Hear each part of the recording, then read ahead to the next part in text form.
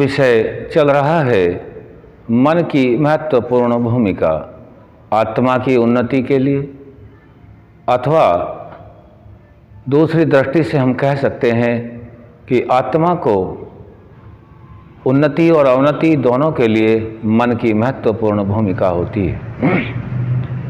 आज हम मन के द्वारा किए गए पाप कर्मों के बारे में जानते हैं। ऋषियों के अनुसार मन के द्वारा 3 तरह के पाप कर्म करता है।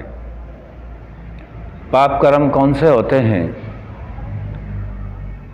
परिद्रोहम, परद्रव्यम, नास्तिक्यम, अचेति। मन को पवित्रता की ओर ले जाना है तो इन पाप कर्म करने वाली वृत्तियों को हटाना है। मन के द्वारा पाप कर्म पहला होता है परिद्रोहम।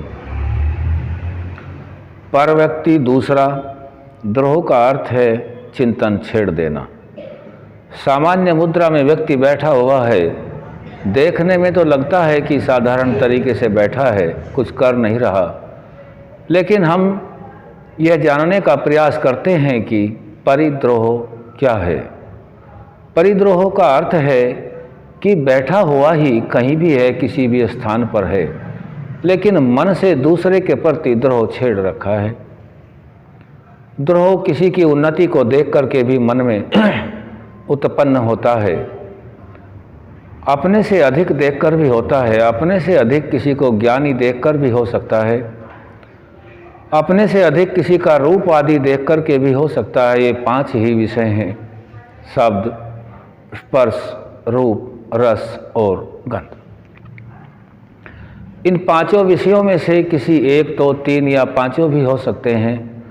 विषयों को लेकर मन में द्रोह चल रहा है और वह द्रोह उचित नहीं है। हमेशा उसकी हानि के बारे में विचार करता है कि मेरे पास तो कम है, इसके पास अधिक है, ये इसके जो पास है दूसरे के यह कम अर्थात नष्ट होना चाहिए और मेरे पास यह बढ़ना चाहिए।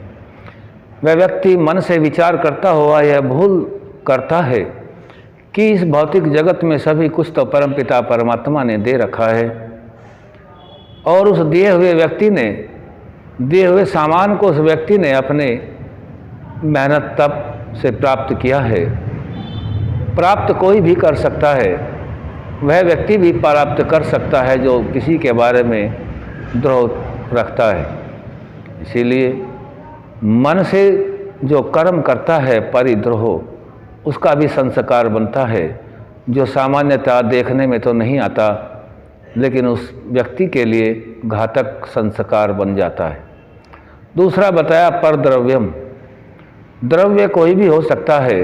कोई व्यक्ति द्रव्य लेकर के अपना कार्य चलाता है और मन में विचार करता है कि उसका यह द्रव्य मैंने लेकर के अपना कार्य सिद्ध कर लिया है, उन्नति को प्राप्त कर लिया है, और फिर दूसरी दृष्टि से विचार करने यदि वह लग जाए कि यह द्रव्य उसको न देना पड़े, इस तरह के कार्यकलाप करने लगता है कि वह जो द्रव्य उससे लिया है न देना पड़े, तो यह मन का पाप कर्म का दूसरा भाग है। पहला हमने समझा परिद्रोह, द्रोह नहीं रखना है। दूसरा हम समझते हैं परिद्रव्यम, जो दूसरे के द्वारा लिया गया द्रव्य पदार्थ धन आदि कुछ भी है, वह उसको उचित समय पर देना तो धर्म है और न देना यह मन के द्वारा दूसरा पाप कर्म होता है। इसके बारे में जानता कोई नहीं, सुनाई किसी को नहीं देता, दिखाई किसी को नहीं देता, लेकिन वह व्यक्ति मन में इस प्रकार का विचार सर्वदा करता रहता है कि वह द्रव्य उसको न देना पड़े। तीसरा जो पाप कर्म बताया गया है, तीसरा है नास्तिक्यम अचेति। वह व्यक्ति नास्तिकता की ओर बढ़ता है और यह तीसरा पाप कर्म मन से ही करता है। अपने द्वारा ज्ञान प्राप्त जितना भी है उसको वह सर्वोपरि मानता है और परमपिता परमात्मा द्वारा प्रदत्त जो ज्ञान वेद है, ऋषियों के अनुकूल दिया गया जो साक्षात्कार करने के उपरांत ज्ञान शास्त्र आदि में दिया गया है, उस पर वह पूर्ण विश्वास न करके नास्तिकता की ओर बढ़ जाता है।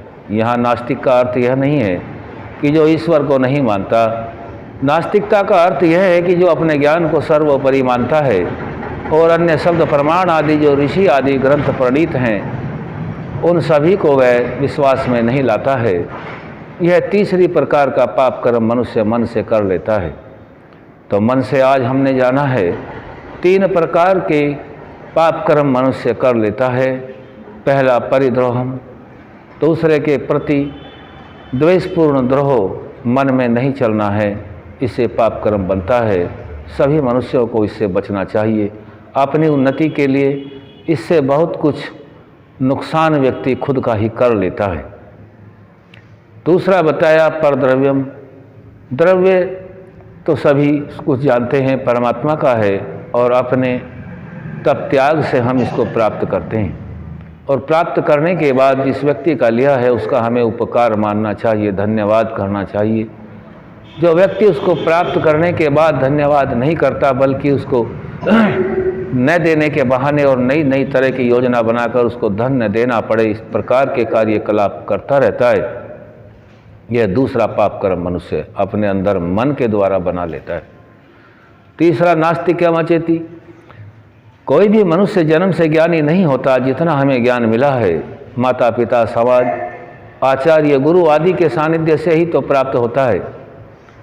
और कोई भी व्यक्ति बिना शब्द ज्ञान के अर्थ और संबंध के जाने बिना किसी भी ज्ञान को शुद्ध रूप में नहीं जान पाता है और अपनी उन्नति नहीं करता है, लेकिन अपने अविद्या, हठ, दुराग्रह, छल कपट आदि के कारण स्वयं को और अपने आत्मा को असत्य की ओर झुका लेता है और उसको वह सर्वोपरि मान करके नास्तिकता की ओर बढ़ जाता है।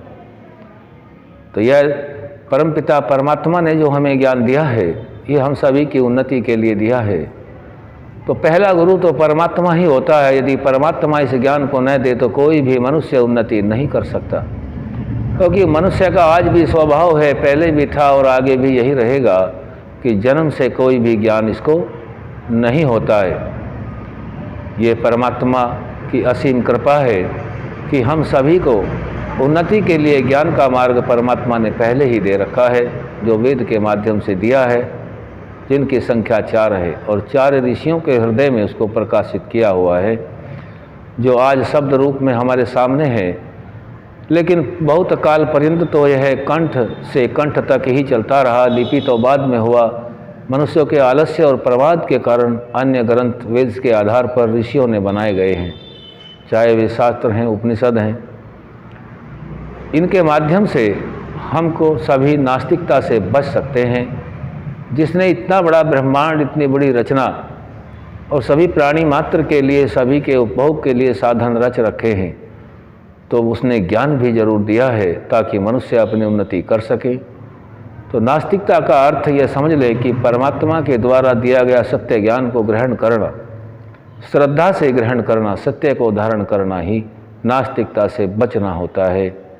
यह तीनों पाप कर्म हम इनके विषय में जान लें, इनसे हमें बचना है, तभी हमारी उन्नति को प्राप्त हो सकते हैं। ओम।